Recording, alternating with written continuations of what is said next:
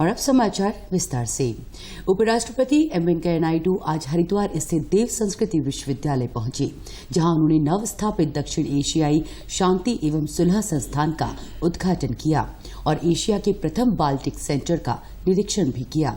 इस मौके पर उन्होंने कहा कि हमारी प्राचीन वैदिक संस्कृति और मातृभाषा का प्रचार प्रसार होना चाहिए और नई पीढ़ी को अपनी परंपराओं और जड़ों से विमुख नहीं होना चाहिए। उन्होंने कहा कि नई शिक्षा नीति में मातृभाषा को बढ़ावा देने के लिए अधिक जोर दिया गया है, जबकि आजादी के बाद से भारत में लागू शिक्षा पद्धति पर मैकाले की शिक्षा का ही प्रभुत्व दिखाई देता है, जो हमें हमारी संस्कृति और परंपराओं से दूर करती जा रही थी। उन्होंने सरकारी कामकाज और आम व्यवहार में भी मातृभाषा के प्रयोग पर जोर देते हुए कहा कि प्रशासनिक कार्यों और न्यायिक कार्यों में भी इसका अधिक से अधिक प्रयोग होना चाहिए। हम सब लोग हमारा बच्चों को सिखाना चाहिए, उसे परिचय कराना चाहिए, उनको अवगत कराना चाहिए इसका महत्व क्या है, फिर भविष्य भी अच्छा होगा। आजादी के 70 वर्ष बाद इस अमृत काल में आज हमसे यह अपेक्षित है कि हम अपनी प्राचीन शिक्षा पद्धति स्थानीय समुदाय में निहित ज्ञान को खोजे, स्थानीय समुदाय में निहित ज्ञान को खोजे।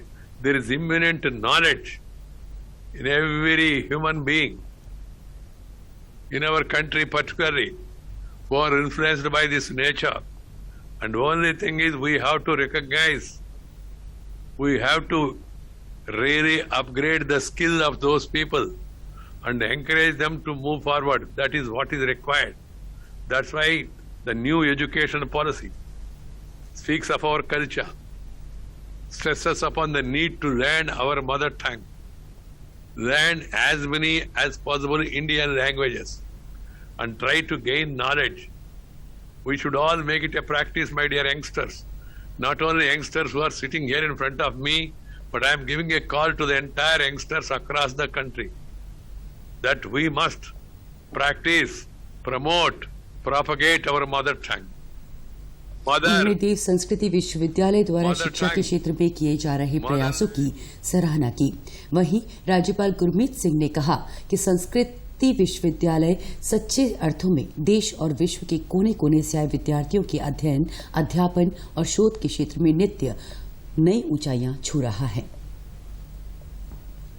यह विश्वविद्यालय युग ऋषि पंडित श्रीराम शर्मा आचार्य जी की संकल्पना, उनकी वो मिशन और विजन का मूर्त स्वरूप है, कंप्लीट इन इटसेल्फ। सच्चे अर्थों में देश और विश्व के कोने कोने से आए विद्यार्थियों के अध्ययन और अध्यापन एवं शोध रिसर्च के क्षेत्र में नित्य नई ऊंचाइयां छू रहा है।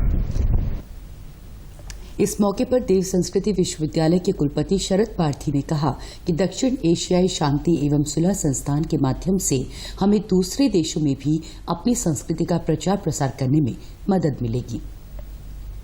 दक्षिण एशियाई शांति और सुलह का जो संस्थान बना हुआ है, इसके अंदर जितने भी हमारे दक्षिण क्षेत्र के हमारे अन्य राष्ट्र हैं, इनके साथ हमारा संबंध प्रस्थापित होना चाहिए। हमारी भारतीय संस्कृति इतनी फैली हुई है कि इससे पुनः प्रस्थापित करके इनसे कुछ संबंध अगर बने तो ये सभी के हित में होगा, ऐसा विचार हमने किया और इस इंस्टीट्यूट को यहाँ पे शुरू किया।